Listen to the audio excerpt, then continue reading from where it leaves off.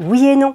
La règle ne sera pas la même, Jean-Philippe, selon qu'il s'agit d'un PV pour mauvais stationnement ou d'un défaut de paiement à l'horodateur. En matière de stationnement gênant, vous ne pouvez être verbalisé qu'une seule fois sur un même emplacement.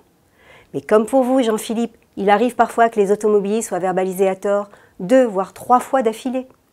Ainsi que vous ayez été garé en double file, sur une aire de livraison, sur un trottoir, devant un panneau d'interdiction de stationner, bref, à tout endroit considéré par la réglementation comme gênant, le mauvais stationnement ne cesse que par l'immobilisation ou la mise en fourrière de votre véhicule. Autrement dit, et à considérer que vous avez bien commis l'infraction qui vous est reprochée, vous n'aurez à payer que le premier PV, soit 35 €. Si vous avez été pruné 2 ou 3 fois pour une même infraction, contestez les contraventions indues auprès de l'officier du ministère public par courrier recommandé avec accusé de réception. Rappelez-lui la loi et réclamez un classement sans suite. Votre affaire devrait en rester là. En matière de non-paiement du stationnement sur une même place ou pour défaut de disque bleu, là, la règle est différente. Les agents de police ont tout à fait le droit de vous verbaliser à plusieurs reprises. Mais ils ne doivent pas faire non plus n'importe quoi.